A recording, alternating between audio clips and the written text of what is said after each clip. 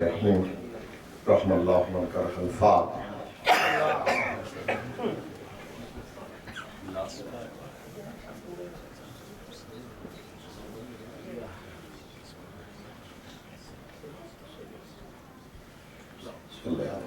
اللہم صلی علی محمد وعلی محمد۔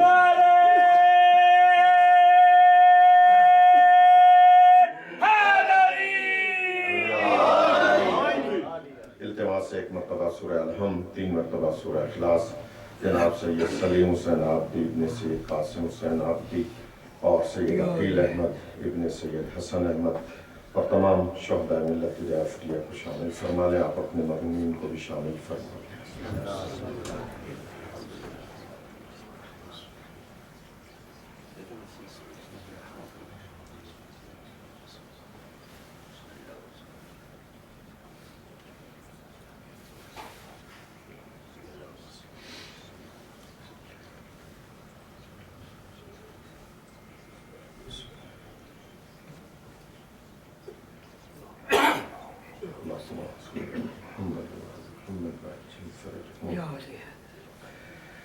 اعوذ باللہ من الشیطان اللعین الرجیم، بسم اللہ الرحمن الرحیم۔ الحمدللہ رب العالمین، الصلاة والسلام علی محمد وآلہ الطیبین الطاہرین المعصومین۔ قال فی شانہم انما یرید اللہ لیذہب عنکم الرجس اہل البیت ویطہرکم تطہیرا۔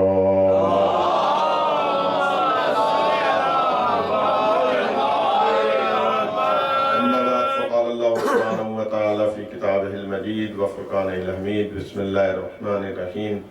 إنا نحن نحيي الموتى ونكتب ما قدموا وآثارهم وكل شيء أحصيناه في إمام مبين۔ درود پڑھنے محمد۔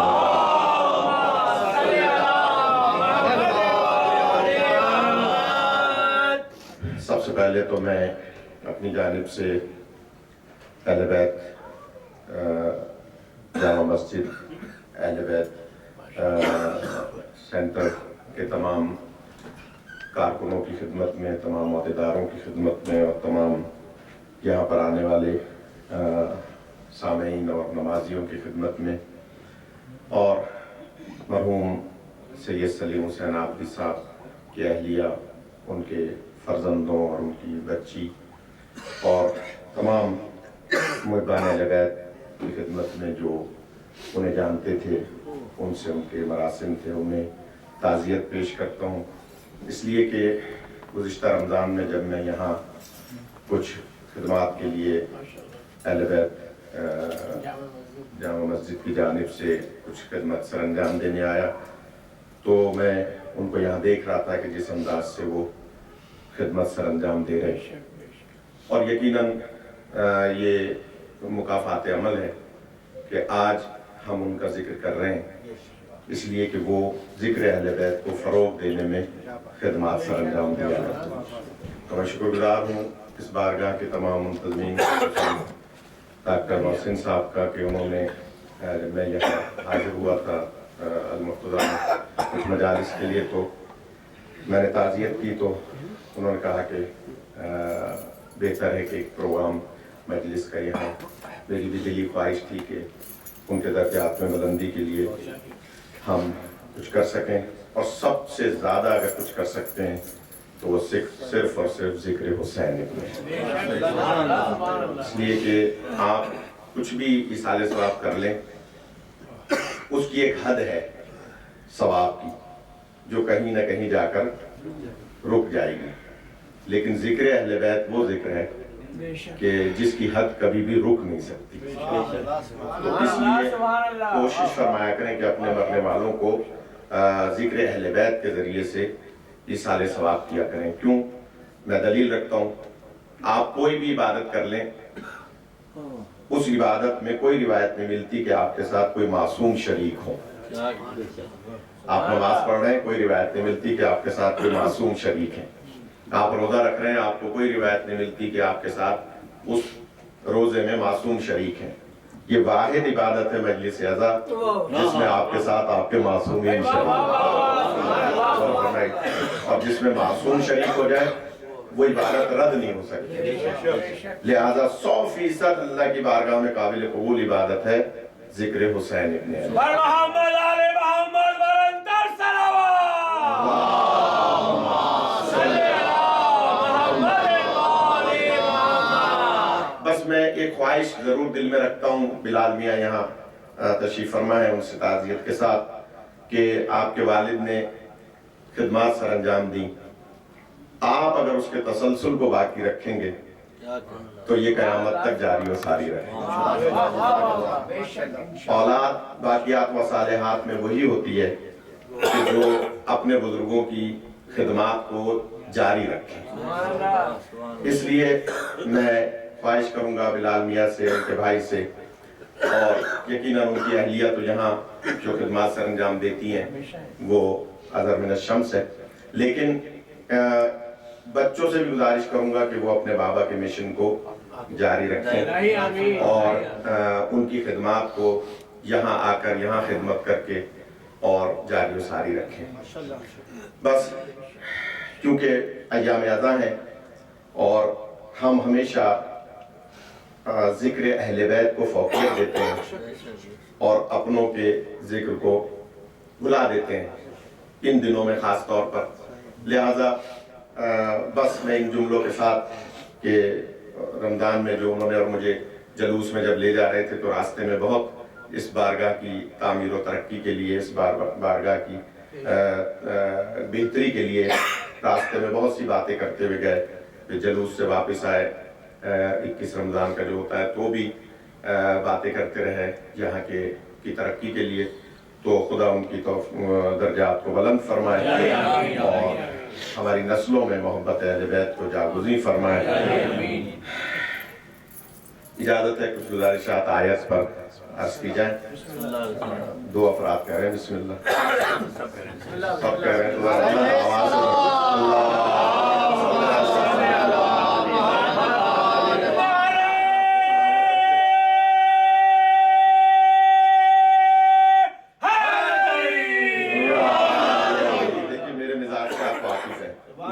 میں یہاں 32 مجلس سے پڑھتا رہا ہوں تو اگر آپ میرے مزاج کے ساتھ نہیں چلیں گے تو میں 2-4 منٹ میں اتر جاؤں گا اور اگر ساتھ چلیں گے تو 2-4 گھنٹے لے لوں گا. تو اس پہ بھی میں نے دیکھ لیا کیا تاثر ہے. بس ایک درود بلند آواز سے پڑھیں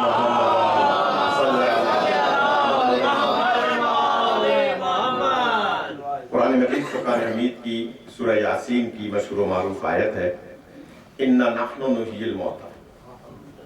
بے شک ہم مردوں کو زندگی عطا کریں گے. پھر دوہرا رہا ہوں. اللہ فرما رہا ہے، ابھی حماد بھائی بیٹھے ہیں، ایک گھر میں مجلس تھی تو وہاں ہم تفصیلی بیان نہیں کر سکے اس آیت پر، لیکن یہاں کوشش کروں گا کہ جتنا ہو سکے. اللہ فرما رہا ہے اِنَّا نَحْنُ نُحْيِي الْمَوْتَى. بے شک ہم مردوں کو زندگی عطا کریں گے. پھر دوہرا ہوں. اِنَّا نَحْنُ نُحْيِي الْمَوْتَى. ہم مردوں کو زندگی عطا کریں گے. اِنَّا نَحْنُ نُحْيِي الْمَوْتَى. بے شک ہم مردوں کو زندگی عطا کریں گے. آیت میں کیا ہے؟ نحنو. نحنو عربی گرامر میں 3 یا 3 سے زیادہ پر بولا جاتا ہے. وہ وحدہ لا شریک جو ہر گناہ کو معاف کر دے گا اور شرک کو معاف نہیں کرے گا، وہ اللہ کہہ رہا ہے کہ ہم مردوں کو زندگی عطا کریں گے. اس کا مطلب کیا ہوا؟ جمع کا صیغہ. پھر دوہرا رہا ہوں میں جو فضائل سننے کے عادی ہے. جمع کا صیغہ ہے، واحد متکلم کا صیغہ نہیں ہے. ہم مردوں کو زندگی عطا کریں گے. میں کہوں گا یا اللہ تو خود فرماتا ہے کہ میں ہر گناہ معاف کر دوں گا، شرک کو معاف نہیں کروں گا، اور یہاں زندہ کرنے کے معاملے میں جمع کا صیغہ استعمال کر رہا ہے. تو اس کا مطلب یہ ہوا کہ اگر ہم یہاں کسی اور کو زندہ کرنے کی صلاحیت والا نہیں مانیں گے تو آیت سنبھالے نہیں سنبھلے. اس کا مطلب کچھ ہستیاں ایسی ہونی چاہیے جن کا زندہ کرنا اس کا زندہ کرنا قرار پائے.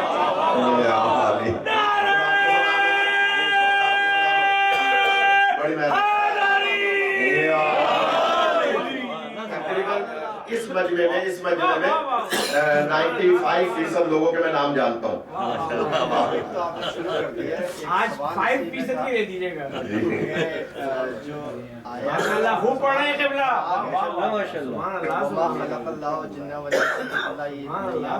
اسی جملے میں ہم نے خلق کیا اور میری عبادت کریں, تو ذرا اس کو ایکسپلین. ہاں ماشاءاللہ, بہت اچھا. بیچ میں احمد بھائی نے سوال کیا ہے اور 2-2.5 گھنٹے کا موضوع ہو جائے گا.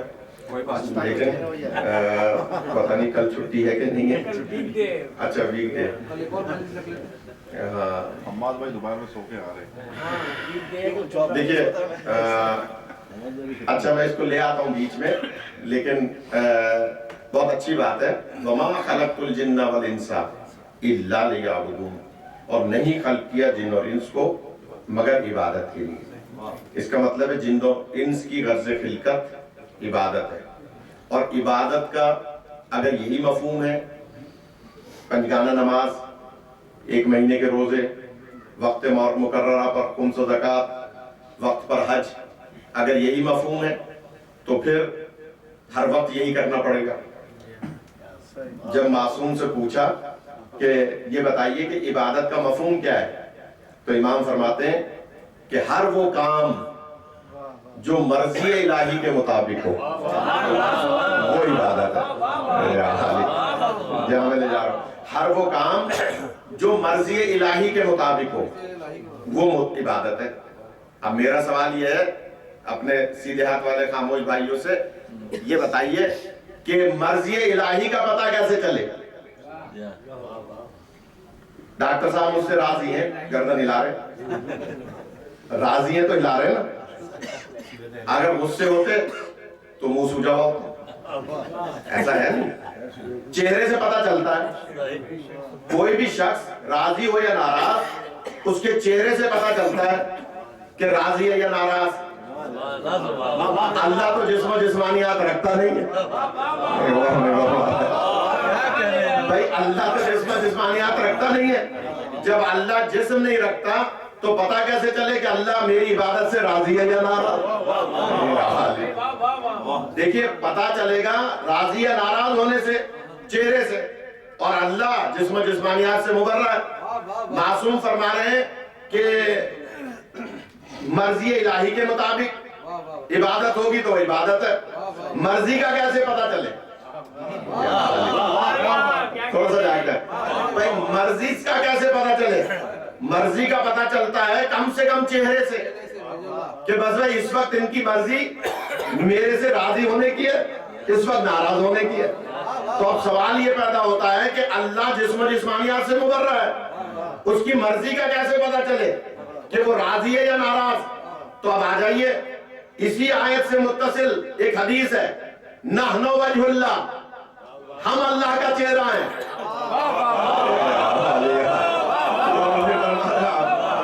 نحن مشیت اللہ, ہم اللہ کی مشیت ہے. اور پھر قرآن کی ایک آیت بھی ہے کہ ہر شے فنا ہو جائے گی, اللہ کا چہرہ باقی رہے گا.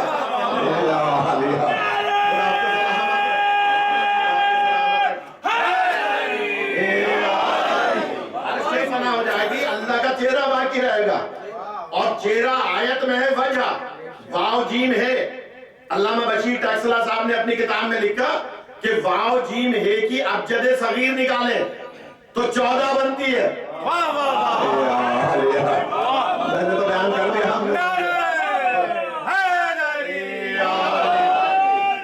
واو جیم ہے کی ابجد صغیر نکالیں علم الاعداد میں تو 14 بنتی ہے. اس کا مطلب ہے اللہ فرما رہا ہے ہر شے فنا ہو جائے گی, اللہ کا چہرہ باقی رہے گا. اور چہرہ کی ابجد صغیر ہے 14, اس کا مطلب ہے 14 باقی رہیں گے, ہر شے فنا ہو جائے گی. تو اللہ نے کہہ دیا کہ میرا چہرہ ہے تو 14, اور خود معصوم فرماتے ہیں نحن وجہ اللہ, ہم اللہ کا چہرہ ہیں. تو اس کا مطلب یہ ہوا 14 کو دیکھتے جاؤ, عبادت کے قبول یا ناقبول ہونے کا پتہ لگاتے جاؤ.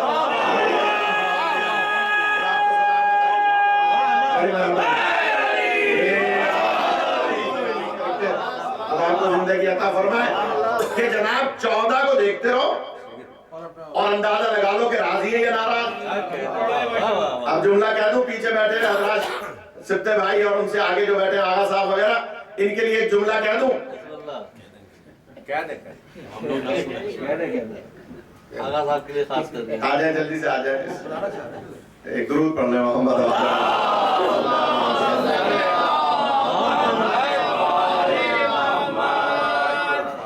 جملہ کہہ رہا ہوں توجہ فرمائیے گا. 14 کے راضی یا ناراض ہونے سے پتا چلے گا اللہ کے راضی یا ناراض ہونے کا. اب آپ کسی کو بھی رضی اللہ کہتے رہیے.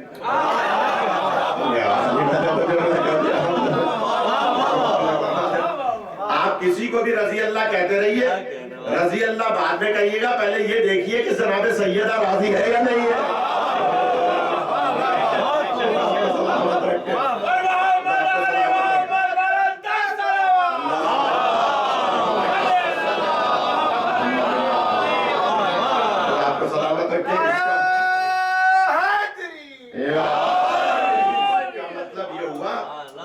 عبادت آپ کی تبھی قابل قبول ہوگی جب 14 راضی ہوں. لاکھ تراویح پڑھتے رہیے, لاکھ سجدے کرتے رہیے, لاکھ آپ حج پہ جاتے رہیے, لاکھ آپ صفا و مروہ میں جاتے رہیے, آپ جو چاہیں کرتے رہیے, لیکن اگر 14 راضی ہیں تو اللہ راضی ہے, اور 14 ناراض ہے تو اللہ ناراض ہے. میرے لیے موضوع مجھے چھوڑنا پڑ رہا ہے موت والا, لیکن چلیں جہاں تک لے جا سکا. میرے لیے ایک مشکل ہے, وہ یہ کہ ہم جس دور میں ہیں 14ویں کے, وہ غیبت کبریٰ میں. چہرہ کیسے دیکھیں ہے یا نہیں؟ میرا مسئلہ ہے, آپ کا بھی ہے. آپ کا بھی ہے محمد, سب کا ہے نا, تو پھر گردن تو ہلائے گا. بھائی میرا مسئلہ ہے, آپ کا مسئلہ ہے کہ ہم جس دور میں ہیں, ہم جس دور میں ہیں وہ 14ویں کے دور میں ہیں. 14ویں کا چہرہ ہم دیکھ نہیں سکتے, تو ہمیں کیسے پتا چلے کہ میری عبادت سے 14واں راضی ہے یا ناراض؟ پہلے بات دوسروں کی ہو رہی تھی, اب میں اپنی کر رہا ہوں کہ ہمیں کیسے پتا چلے کہ میری عبادت سے ہمارے 14ویں امام یعنی 12ویں امام اور 14ویں معصوم راضی.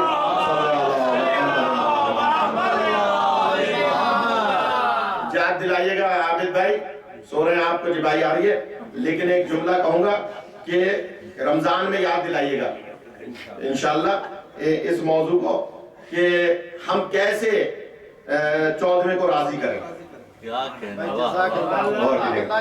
ہم 14ویں کو کیسے راضی کریں یاد دلائیے گا جو ریگولر آنے والے ہیں وہ. لیکن ایک جملہ کہہ دوں, چھٹے امام فرماتے ہیں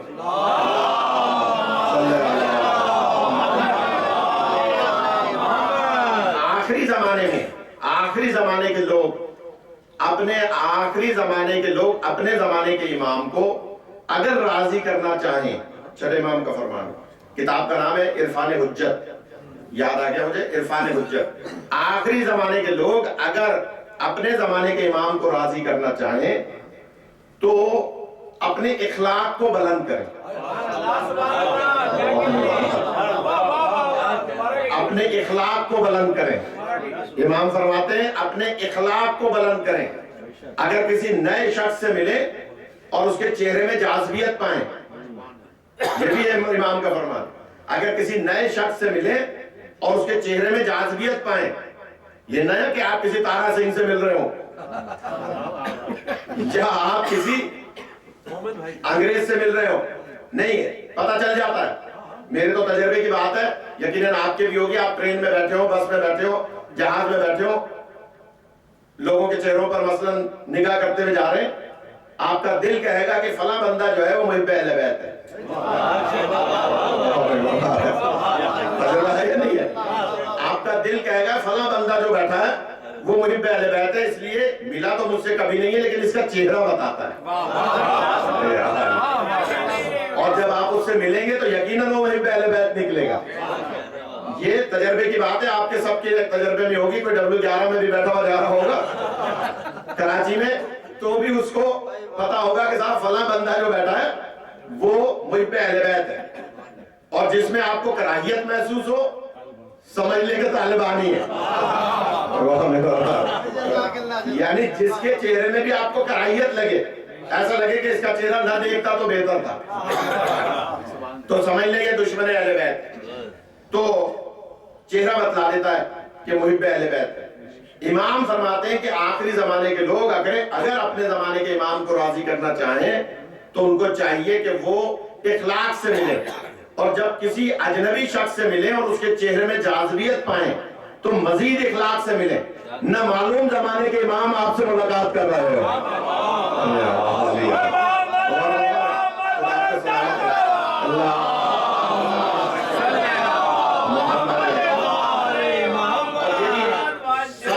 معمولی بات نہیں ہے کہ اخلاق سے ملیں. اب جتنا آپ کا اخلاق بلند ہوتا جائے گا سمجھ لیں زمانے کے امام راضی ہوتے ہیں. مگر جہاں جس شہر میں میں جا رہا ہوں وہاں نئے نئے تجربے ہو رہے ہیں مومنین کے اخلاق کے.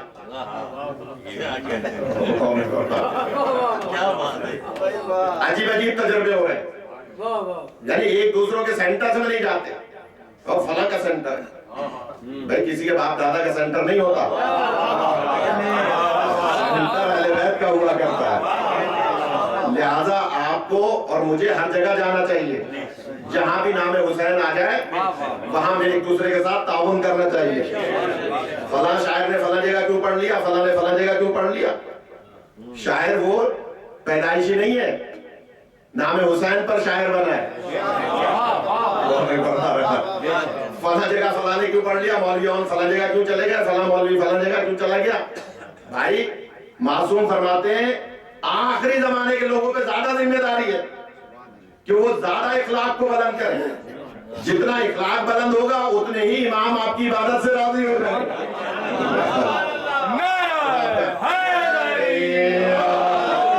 لہذا مہربانی کر کے میں دس بستہ میں کوئی پرسنل کسی کی بات نہ کر رہا ہوں نہ کرتا ہوں, یہ بات ہمارے فرائض میں شامل ہے کہ ہم کم از کم دعوت فکر تو دے کے جائیں امام کو راضی کرنے کے لیے. باقی کوئی ناراض ہو تو اس لیے کہ ناراض نہیں ہونا چاہیے. مومن ایک دوسرے کا آئینہ ہے. یاد ہے رمضان میں میں نے ایک جملہ کہا تھا, مومن ایک دوسرے کا آئینہ ہے, معصوم کا فرمان, اور آئینہ کبھی منافق نہیں ہوا کرتا. آپ شیشے میں ابھی وہاں وضو کریں جا کے, جن کا وضو ٹوٹ جایا کرے وہ وضو کر کے مجلس میں بیٹھا کریں, جا کے دیکھیں وہاں وضو خانے میں لگا ہوا ہے شیشہ, آپ کو چہرہ آپ کا آپ ہی کو دکھائے گا. اور مولا فرما رہے ہیں کہ مومن ایک دوسرے کا آئینہ ہے. یعنی اگر آپ کے منہ پہ داغ ہوگا تو آئینہ داغ دکھائے گا, آپ کو سرداب میں نہیں رکھے گا کہ بہت خوبصورت ہو. یعنی جو کچھ بھی ہوگا آئینہ وہی دکھائے گا. تو آپ اگر اپنے اندر اپنے بھائی کو دیکھیں گے تو پھر وہی نظر آئے گا جو اپنے اندر ہوگا. لہذا بات کہیں سے کہیں چلی جائے گی. تبلیغی مجلس آج موضوع نہیں ہے, آج فضائل پڑھنے, تو لہذا اپنے زمانے کے امام کو راضی کرنا ہے تو اپنے اندر اخلاق کو بلند کرنا ہوگا. اور یہی سبب ہے کہ عبادت وہ ہے جس سے 14 راضی ہیں. اب آ جائیے سماعت بھائی کی بات کو جلدی سے جوڑو آیت سے. اللہ فرما رہا ہے اِنَّا نَحْنُ نُحْيِي الْمَوْتَىٰ, ہم مردوں کو زندگی عطا کریں گے. اس کا مطلب ہے کچھ ہستیوں کا ہونا ضروری ہے جو مردوں کو زندگی دیتے نظر آئیں تاکہ اس کا زندہ کرنا ثابت ہو جائے. اب بتائیے, بہت ہی باریک بات ہے, ہو سکتا ہے یہ شیرازی صاحب یا جو بیٹھتے ہیں انگریزوں کے ساتھ وہ ہو سکتا ہے یہ سوال کر لیں کہ جناب شیعہ حضرات تو بات بات میں شرک کرتے ہیں, صفات میں بھی, ذات میں بھی, عبادات میں بھی, تو میں ان کی بارگاہ میں عرض کروں گا ایسا نہیں ہے. غور کیجئے گا, ہمارے ہاں سب سے زیادہ جو شرک کی مذمت کی جاتی ہے وہ سوائے مسلک اہل بیت کے اور کہیں نہیں ہوتی. لہذا جملہ کہہ رہا ہوں, اللہ جسم و جسمانیات نہیں رکھتا. اگر حضرت مریم میں بھی روح پھونکی تھی حضرت عیسیٰ کے لیے تو وہ بھی جبرائیل کے ذریعے سے.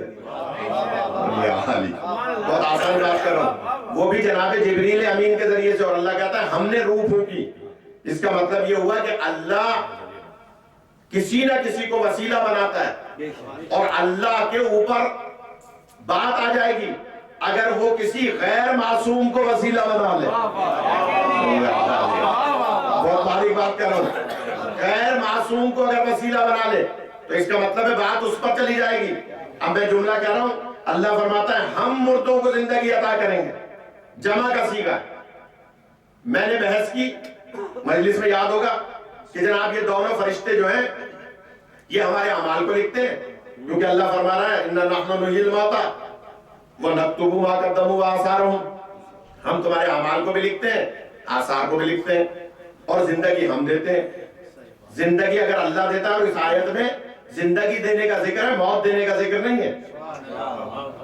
फिर दोहरा रहा हूं, आयत में इन्ना नहनु नुहिल मौता, हम मुर्दों को जिंदगी देंगे, इसका मतलब है मुर्दों को जिंदगी देने का जिक्र है, जिंदों को मौत देने का जिक्र नहीं है।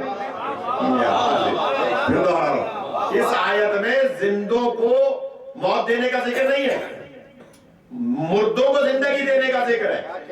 इसका मतलब है ये वो जिंदगी है जो यहाँ के बाद वाली जिंदगी है, जो हमेशा हमेशा की जिंदगी होगी, कि हम मुर्दों को जिंदगी अता करेंगे। गौर कीजिएगा, हजरत इब्राहिम अलैहिस्सलाम अल्लाह की बारगाह में अर्ज करते हैं, मैं दो जुमले दलील दे रहा हूं कि या अल्लाह तू मुर्दों को कैसे जिंदा करेगा। आवाज़ कुदरत आई, तुम्हें यकीन नहीं? का यकीन तो है, देखना चाहता हूं, आंखों से भी देखना चाहता हूं और दिल का यकीन बढ़ाना चाहता हूं। अच्छा फिर ऐसा करो, 4 परिंदों को आवाज दो। 4 परिंदों को आवाज दी, वाह क्या कह रहे। परिंदे उड़ते गए, आकर पास बैठ गए। जानवर है, नबी की आवाज पे मुंह नहीं मोड़ रहे।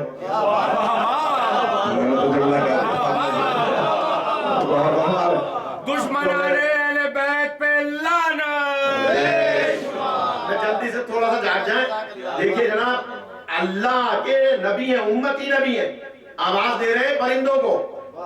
चारों के चारों परिंदे उड़ के आए। जानवर हैं, परिंदे हैं, और जो मेरी तरफ रखिए, जानवर हैं, परिंदे हैं, लेकिन नबी की आवाज पे मुंह नहीं मोड़ रहे। तो मैं कहूंगा मुसलमानों, परिंदों से सबक हासिल करो, जानवरों से सबक हासिल करो। उम्मती नबी जब किसी को बुलाता है तो मौत देने के लिए नहीं बुलाता, जिंदगी देने के लिए बुलाता है। तो जब उम्मती नबी जिंदगी देने बुला रहा है तो फखरे अंबिया पहाड़ से मौत देने कैसे बुलाएंगे?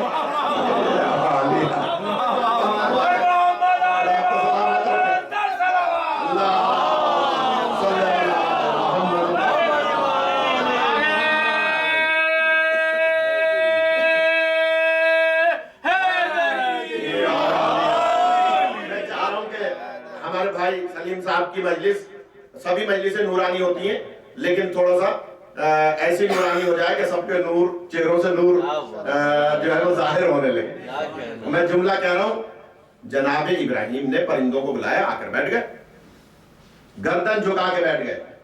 2 हराम परिंदे थे, 2 हलाल परिंदे थे। 2 हलाल थे, 2 हराम थे उसमें, लेकिन हराम ने भी गर्दन नहीं उठाई। हराम परिंदे ने भी गर्दन नहीं उठाई, झुका ली।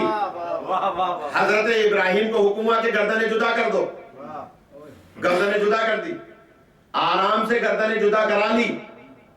इसलिए कि परिंदे जानते हैं कि ये नबी है, हमारा इम्तिहान ले रहा है। अगर गर्दन जुदा हो गई तो हमारा नाम हमेशा कुरान और अहले बैत के जिक्र में आ जाएगा। पता ये चला कि जो इस नाम पर अपने आप को कुर्बान करता है वो हमेशा जिंदा हो जाएगा। यानी जनाबे इब्राहिम के आवाज पर परिंदों ने गर्दनें कटाई। आज तक मैं जिक्र कर रहा हूं, नहीं कर रहा? कुरान मजीद में जिक्र है या नहीं है? कयामत तक मौलवी जाकिरीन, खवाइजीन जब भी हजरत इब्राहिम का तस्करा पढ़ेंगे, जिक्र करेंगे या नहीं करेंगे? तो कैसा परिंदों को भी इल्म है कि नबी बुला रहे हैं तो हमें हमेशा की मौत नहीं होगी। हाजी साहब तवज्जो फरमाइए कि जनाब क्या कहा, आ गए, गर्दनें जुदा हो गई। अल्लाह ने फरमाया इनके गर्दनें अलग रख दो और गोश्त कीमा बना दो और मखलूत कर दो, मिक्स कर दो, और मिक्स करने के बाद पहाड़ों पर बखेर दो। मैदान नहीं थे, ये हाल अकबर भैया पीछे जो बैठे हैं, मैदान भी तो थे, पहाड़ों पर बखेरने का क्यों हुक्म दिया जाए?